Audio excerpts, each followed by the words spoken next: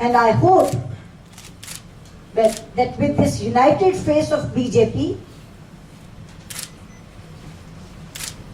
and the development work done by the successive chief ministers of BJP, people will again vote BJP to power and we will again form the government in Karnataka. Thank you. That's all from my side. Whatever questions you can feel, I'll take them. ठीक है, पहले तो मैं बता दूं कि हमारी तरह से जेपीसी रिपोर्ट नहीं है, इससे ध्वनि अलग निकलती है कि हम कुछ और चाहते थे।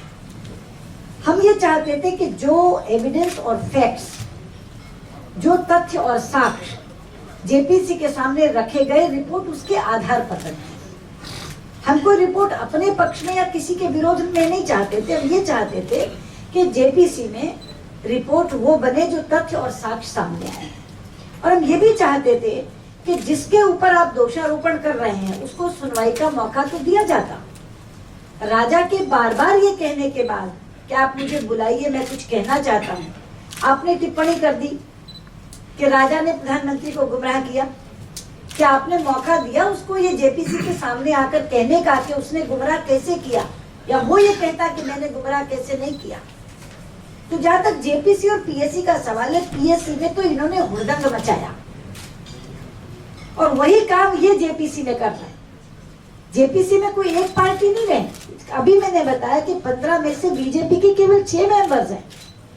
अगर पूरे का पूरा विपक्ष और इनके ही पूर्व सहयोगी दल ये महसूस कर रहे हैं कि वहां के अध्यक्ष अपनी मनमानी कर रहे हैं और जिस तरीके से लोकतांत्रिक तरीके से जेपीसी चलनी चाहिए वैसी नहीं चला रहे हैं, तब उन्होंने अविश्वास प्रस्ताव दिया। और हमने तो तरीका संवैधानिक अपनाया है। पीएससी में जो कुछ हुआ वो असंवैधानिक था, वो हुड़दंग था। हमारे यहाँ किसी ने हुड़दंग नहीं किया। मैंने बाकायदा लिखित रूप में एक विधा का इस्तेमाल करते हुए अविश्वास का प्रस्ताव दिया। क्या है क्योंकि समाचार पत्रों में जो खबरें आ रही है वो बहुत चिंता पैदा करती हैं। लेकिन एनएसए ने भी उसी स्वर में स्वर मिलाकर बोला जो आप कह रहे हैं कि एक्सटर्नल अफेयर्स मिनिस्टर ने कहा था कि बहुत चिंता की बात नहीं है, प्राइम मिनिस्टर कह रहे हैं बहुत चिंता की बात नहीं है।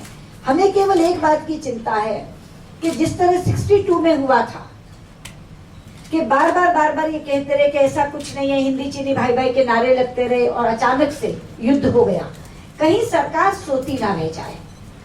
इसलिए हम ये जरूर चाहते हैं कि सरकार अगर कुछ भी कहे तो सारे तथ्यों को देखकर, जानकर, जांच करने के बाद कहे, क्योंकि देश में इस बात की चिंता है। 13 अलग अलग बॉर्डर्स हमारे ऐसे हैं जिनको लेकर के बाउंड्री डिस्प्यूट है, लेकिन यहाँ चूंकि 10 किलोमीटर अंदर तक वो लोग आ गए हैं, टेंट्स पिच कर दिए हैं, फ्लैग मीटिंग हम मांग रहे हैं। अगर कुछ नहीं है तो हम फ्लैग मीटिंग क्यों मांग रहे हैं? 3 बार हमने फ्लैग मीटिंग मांगी है। इसलिए हम ये जरूर कहना चाहेंगे कि प्रधानमंत्री बोले या रक्षा मंत्री बोले या विदेश मंत्री बोले, लेकिन सारे तथ्यों की जांच करने के बाद देश को विश्वास में लें और बताएं कि सच्चाई क्या है।